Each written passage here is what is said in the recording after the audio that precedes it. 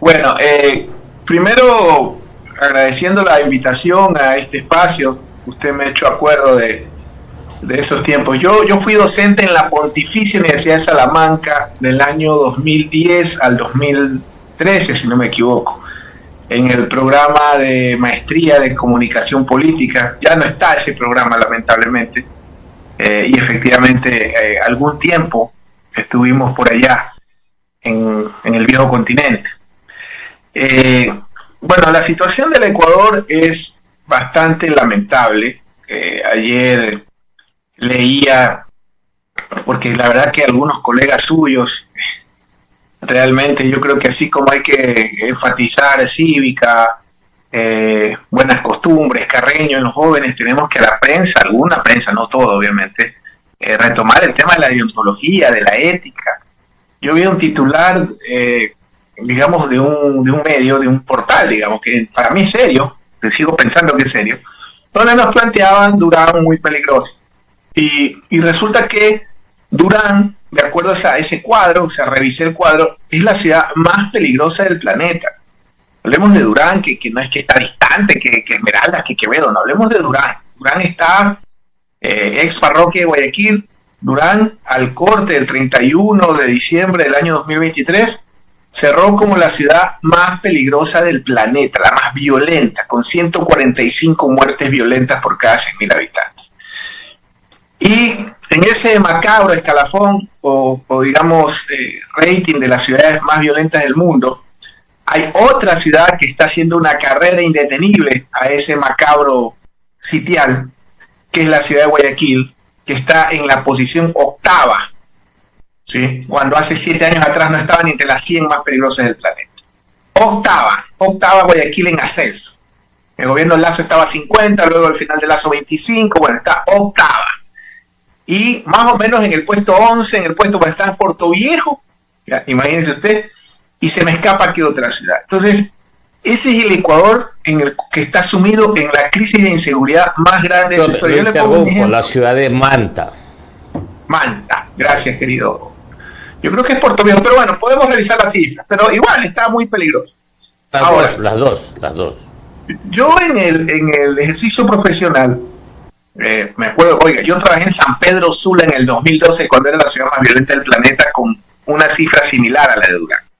¿Sí? Yo trabajé en Tijuana, frontera con Estados Unidos. Trabajé en San Cristóbal, imagínense usted, en el Táchira, frontera con Colombia. Y eran plazas calientes que estaban en ese macabro escalafón. Pero en ese ejercicio profesional yo tenía seguridad personal, que me la dotaba el cliente, llegaba a un hotel 5 estrellas, llegaba con seguridad, estaba 3 días y chao.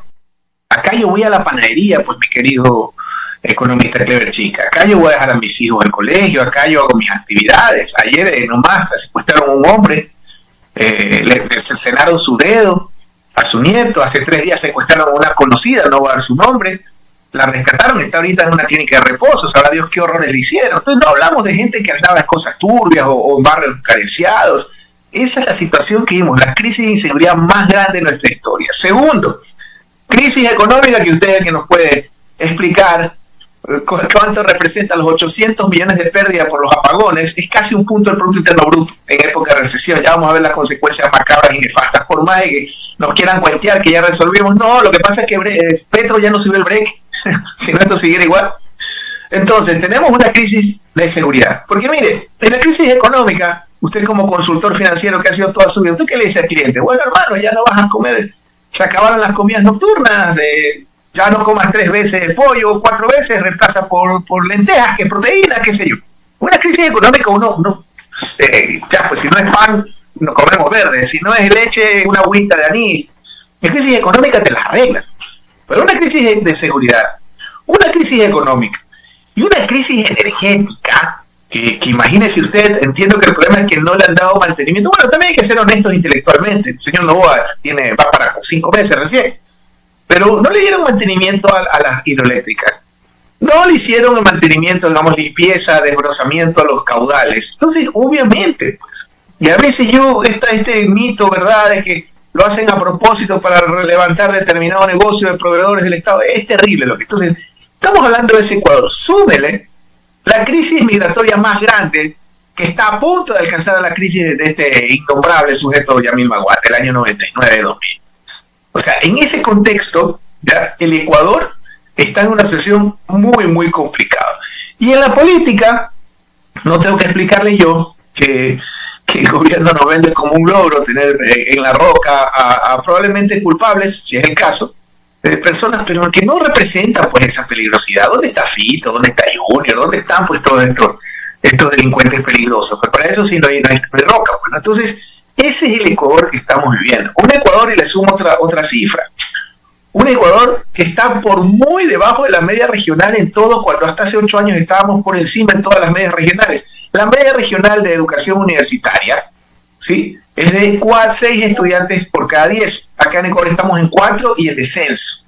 La deserción más grande de la historia a nivel de escolaridad en la costa de los niños de las escuelas públicas. Entonces, en ese Ecuador, en el cual la clase media liquidada e ilíquida, que tiene que pagar impuesto a la renta, y usted sabe que estoy hablando a usted directamente, nos estamos hablando directamente, que tiene que pagar impuesto a la renta, que tiene que pagar IVA, que tiene que pagar IES, y aparte un seguro privado que en el 99% de los casos es igual de nefasto. Entonces, esa es la situación. Un país donde los reguladores se pasaron a regularse, o los regulados se autorregulan, y en ese momento yo no veo otra salida, porque claro, la gente me dice también de la Asamblea. Bueno, yo en ese aspecto discrepo un poco. La Asamblea ha mejorado sus niveles, digamos, de aceptación. La anterior tenía 4 o 5 puntos, esta abordar los 28, que para mí, claro, es 2 sobre 10, pero es bastante, versus a cómo estaba antes. Y lo más grave, una desconexión absoluta de las élites, y no de la élite económica, porque la gente como está desinformada, o algunos, pues no, la élite en el buen concepto de la teoría de las élites, es decir, esa élite sindical, esa élite académica, esa élite financiera, esa élite gremial, esa élite periodística, una élite total y absolutamente desconectada con lo que sucede en el país, y una clase política, y esta es la parte más complicada, querido economista y querida compañera y radioaudiencia o radioescuchas, una élite que no le presenta, una élite política no le presenta un proyecto nacional al país, no le presenta un proyecto de país, no le presenta un proyecto popular, porque si usted se da cuenta, por un lado una tendencia, su mayor preocupación es que no regrese determinada persona a costo del país, no les importa, y por otro lado otra tendencia que su política más importante es que regrese seguir. ¿Y dónde está el país? ¿Dónde está la nación? ¿Qué es lo que está pasando con nuestro país en una situación muy complicada y que la clase política no está demostrando estar a la altura, salvo honrosísimas, pero minúsculas excepciones? ¿Ya? Mire el caso del Ecuador en la violencia. Somos el país con mayor violencia y no somos un país productor. No somos un país productor, somos un país de tránsito y distribución. ¿Eso qué quiere decir? Que la droga está ingresando por las fronteras, por el mar, por el aire, por todos lados para ser distribuida. ¿Y a quién le corresponde el control externo para que no ingrese al país? A las Fuerzas Armadas. Yo no creo esto de las Fuerzas Armadas en las calles, otro mito, estos instalados por los medios, igual que la famosa tabla, igual que la famosa extradición. Es populismo puro y duro, populismo penal, populismo, es falso. Sí, claro que las Fuerzas Armadas en la conmoción interna tienen que tener una función coayudante, pero no es la función fundamental de nuestras Fuerzas Armadas. Si en este momento está el control fronterizo, si calcule usted ahora que lleguemos a las calles a las Fuerzas Armadas, entonces ese es el Ecuador que estamos viviendo. Y ni le hablo de la justicia. Ya, una justicia, hay gente que me dice, hagamos la pena de muerte. En este país que quieren tarifarlos y que quieren formalizar, quieren legalizar los sicariatos, pues ¿cuánto va a costar una sentencia de muerte? Entonces, ese es el Ecuador que estamos viendo, querido economista, en el cual lamento decirle a su audiencia, y se lo digo con tristeza, porque usted me lleva entrevistando décadas, no veo una salida, ni veo que ningún actor político nos presente una alternativa o un proyecto nacional. No importa, mira, acuérdese de Febres Cordero, olvídese de los dogmas de la gente. Yo recuerdo cuando tenía 6 años, todo el país, así, no había un rincón de la patria que no haya un letrero, ¿se acuerda usted? Otra hora León. Entonces ahí no importaba la derecha, la izquierda, había claridad en el rol del Estado como impulsor de la economía y sobre todo de la movilidad y de las obras. Acuérdense con León Febres Cordero, otro León en cada esquina. Y en este momento no tenemos inversión pública, o por lo menos no la que se requeriría por cosas básicas como la educación, como el sistema eléctrico, etcétera, etcétera. Y hasta que no se presente un proyecto nacional, insisto, indistintamente que es de derecha, izquierda, pero que plantee un Estado fuerte y sólido, yo lo veo muy complicado o camino ya prácticamente a ser Haití o la Sudán del Sur sudamericana. 7 de la mañana, 51 minutos. Qué coincidencia. 6 de mayo, un 6 de mayo, hace 40 años. Los ecuatorianos elegimos al ingeniero León Febres Cordero presidente de la República. Hace 40 años. Y hace 40 años y más atrás también, cuando nos reinsertamos a la democracia, a nosotros nos han ofrecido de todo, absolutamente de todo. Pero lo que no hemos visto nunca son definiciones políticas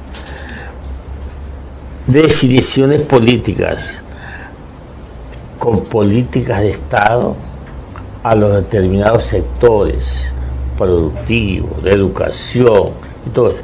No existe políticas de Estado. Mire, acabamos de dar las cifras. Desertaron entre la costa y la sierra 120.000 niños en la educación. 120.000 niños. ¿Cuánta gente se ha ido del país? Ya perdí la cuenta, pero fácil 200.000 personas. Entonces, ¿qué falta? Definiciones políticas, decisiones políticas, políticas de Estado. La pregunta al politólogo, ¿cómo orientar a estos políticos para que lo hagan? Mire, yo es que sabe que yo insisto con Febres Cordero. Le voy a contar un caso. Yo tengo una relación muy bonita con la República del Panamá. Es un país donde he trabajado, donde tengo grandes afectos, amigos, hermanos de la vida, de esos que uno escoge. Ayer fueron las elecciones en Panamá y es un país donde prácticamente he trabajado con casi toda la clase política. Y me dio gusto, porque yo leía titulares: ganó el candidato a la derecha, el loco Martinelli, así le dicen a don Ricardo, que tengo el gusto de conocer, ¿ya?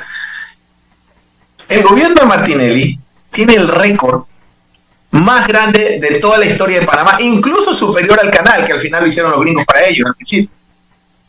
Ricardo Martinelli hizo la inversión pública más grande de toda la historia de Panamá. Usted vaya a Panamá, la vía Tocumen, que ha de conocer seguramente, el metro de Panamá, o sea, realmente, y el interior. Sí, la Playa Blanca.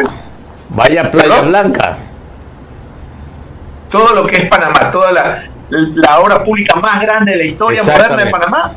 Aunque ni tan moderna, porque Panamá es un país joven, pues no, ¿sabe? Que un país que los gringos inventaron porque les salía más barato crear un país que pagar lo que pedía el Senado colombiano, pero ese fue el inicio, y creo que es un pueblo valiente, un pueblo querido, Panamá.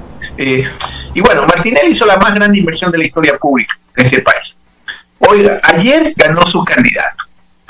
Entonces les pongo este ejemplo, cuando hablamos qué pedir de la clase política. Ya, primero, entender el rol del Estado. No hablamos del Estado catecista, del Estado estalinista, totalitario, para nada. Hablamos de ese Estado donde tiene que ser poderoso, donde tiene que ser potente. Y tengo que insistir en el ejemplo del ingeniero Febres Cordero. Porque así como yo le cuento, cuando yo tenía 8 o 10 años me vislumbraba viendo por Telecor, infestado de otra obra de León, y eran obras.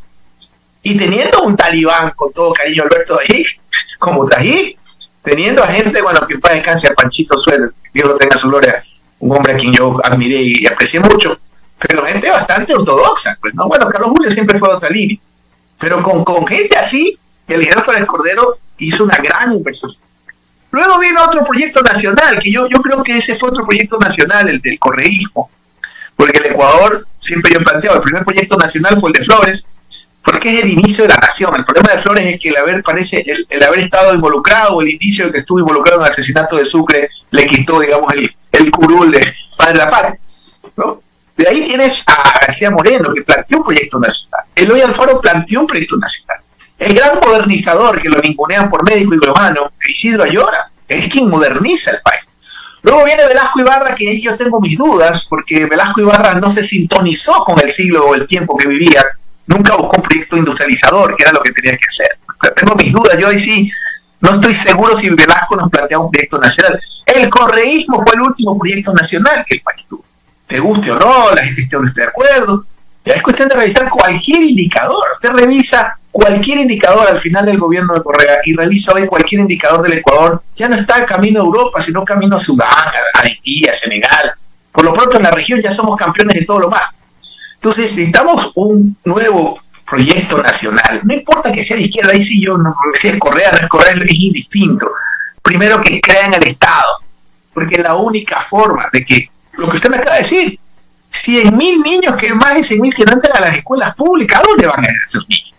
Por ahí saldrá ese idiota que que son pobres porque quieren. ¿A dónde van a ir esos niños? Si está probado, querido economista, usted que es manavita, que la mayor fórmula de movilidad social, olvídense, la igualdad no existe, eso sí, estoy de acuerdo que es una utopía, ¿sí? Pero la movilidad social que sí existe es producto de la universidad, de la educación universitaria, de la educación pública, gratuita y de calidad. Acordémonos cómo era la Universidad de Guayaquil cuando venía gente de toda Latinoamérica a estudiar ahí. Entonces, necesitamos un proyecto nacional, indistintamente del color o del tinte ideológico, que entienda el rol del Estado. Por ejemplo, en seguridad, ¿cómo no vamos a estar viviendo, por ejemplo, las famosas crisis carcelarias? Acuérdense de los recortes del 80% en la política carcelaria a partir del gobierno Moreno. ¿Cómo no vamos a tener infiltraciones en las policías? Acordémonos que esto nadie lo cuenta, y por esto algunos espacios de amigos suyos y míos nos dejan de entrevistar. Pero yo no sabía, por ejemplo, que mire, yo lamentablemente no creo en los videos de WhatsApp que pasa la comadre, el compadre, no le creo a Jaime Bailey, no le creo ni siquiera a la prensa, no a todo, obviamente. Yo investigo, porque soy docente universitario, porque soy un hombre ecléctico, por naturaleza. Estoy yo revisando los indicadores y las razones de la inseguridad. Imagínese usted que usted antes, para mantenerse, sostenerse y ascender en la Policía Nacional, tenía que rendir pruebas de confianza cada determinado tiempo. ¿Sabe cuándo tumbaron esa disposición? En junio del 2017, un mes después de que se fue el que sabemos. ¿Ya? Hay que depurar la fuerza pública a esa minúscula, pero minúscula obviamente, parte que contamina. Hay que depurar la justicia, no puede ser la justicia una banda más. Entonces eso depende de la voluntad que tenga un jefe de Estado, y para esos efectos necesitan no su comodidad y por estar bien con el que está de turno, sino hacer una reforma sustancial. Y eso, querido economista, viene desde el Estado. La tragedia nacional que hoy vivimos, yo no le voy a poner nombre de personas, sino de instituciones, se llama ausencia de Estado, colapso del Estado. El que una cédula sea un suplicio, o que una licencia sea un suplicio, cuando antes demoraba 20 minutos, se llama desmantelamiento y destrucción del Estado. Y el Estado somos todos. Completamente de acuerdo, y coincido con usted.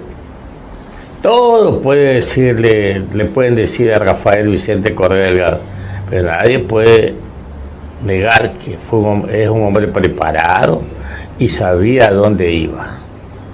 Todo el mundo tiene que estar consciente de eso. Kimberly, usted tiene una inquietud para el doctor Moreno. Gracias, economista. Doctor Moreno, ¿cómo está? Muy buenos días, bienvenido a la cabina de Caché. Ya con el economista usted hablaba de cómo en este caso encaminar a los políticos, pero cómo se encamina también a los ecuatorianos que ya no creen en los políticos, que siente aberración por toda la clase política que tenemos en nuestro país, justamente por todos esos casos que escuchamos a diario, ¿no? La corrupción, vemos la realidad de nuestro país en el tema de la seguridad, la realidad de nuestro país en la situación económica y los niños que desertan cada año de nuestro país, la migración constante que tenemos en los últimos años luego de la pandemia de COVID-19. ¿Cómo hacerle creer al ecuatoriano, o en este caso cambiar la perspectiva o el chip de que en algún momento llegará un político que sí cambiará el rumbo de Ecuador?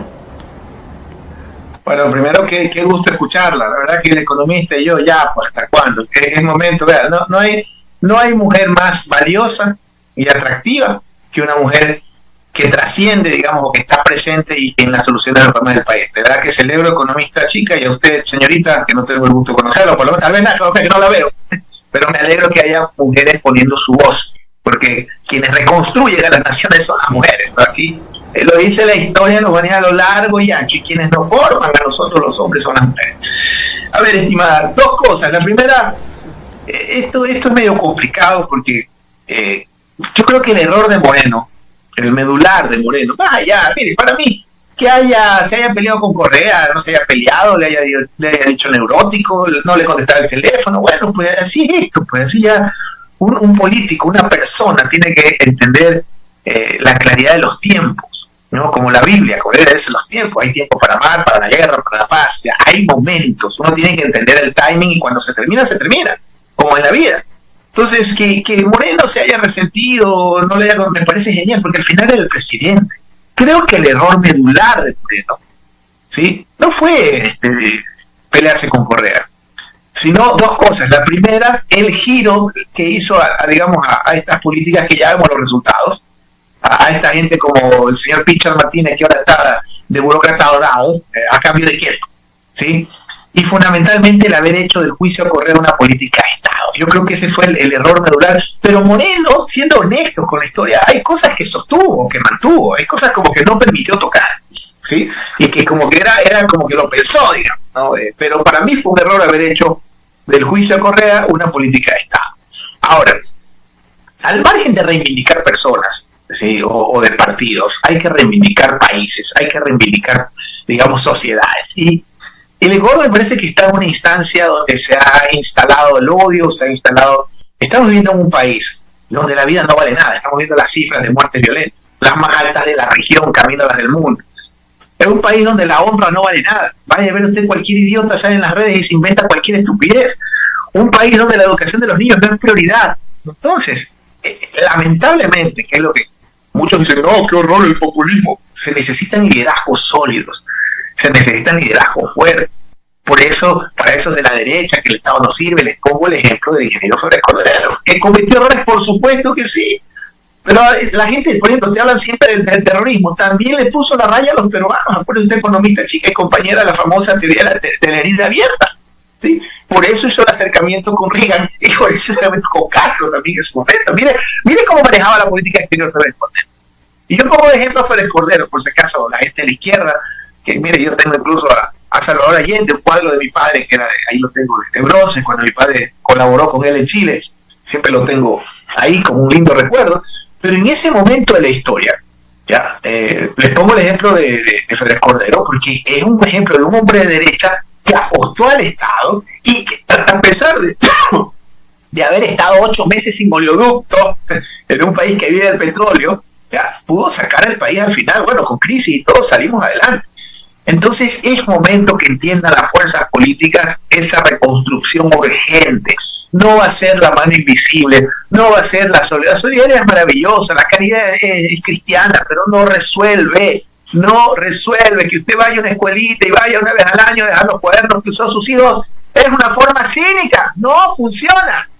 ¿Ya? Funciona sí, pero es momentáneo, es subcutáneo, es paliativo. Son políticas de Estado de educación que tienen que aplicarse y tiene que respetarse el marco único. Y eso no lo estamos haciendo. Entonces, ¿qué es lo que tiene que hacer la población? Apostar a un proyecto nacional. Lo primero que hay que preguntarle a los próximos candidatos, ¿cuál es su proyecto de país? No importa la ideología. Mire, la ideología es importante, por supuesto que sí, todos tenemos una ideología, pero hay innegociables. Por eso las potencias se sostienen. Sí, hay innegociables, hay sectores que son innegociables en una sociedad civilizada. Esto no se toca, las instituciones se fortalecen. Entonces es necesario exigirle a la clase política la presentación de proyectos nacionales. Ojalá la izquierda lo presente. Creo que electoralmente no les alcanza ni a los indígenas ni al correísmo. Creo que tiene que haber un acercamiento en ese sentido, y probablemente es más fácil hacerlo entre Chulchumbi y Luisa González que lo que era hacerlo entre Marlon Santi y Marcela Guiñaga, ¿no? Pero creo que es importante un acuerdo entre las izquierdas, y lo mismo en el otro lado. Habrá que ver si es que no va la alternativa quien la encabeza. Vamos a ver cómo le va. Ya no hay excusas, ya el pueblo lo respaldó, al menos de la seguridad, que para mí era populismo penal puro. Pues no quiere usted que los malos se mueran, sí, quiere usted que condenemos a muerte a todo el mundo, sí, o sea, no a muerte, no, más pena. Pero bueno, ya tienes el respaldo popular, aplica los instrumentos. Entonces, ojalá nos presenten eso, porque no creo que Noboa represente un proyecto nacional que pondere o ponga al Estado como actor principal para la solución de estos problemas que tenemos en este momento. Doctor Osvaldo Moreno, politólogo, criollísimo. Un abrazo para usted y gracias.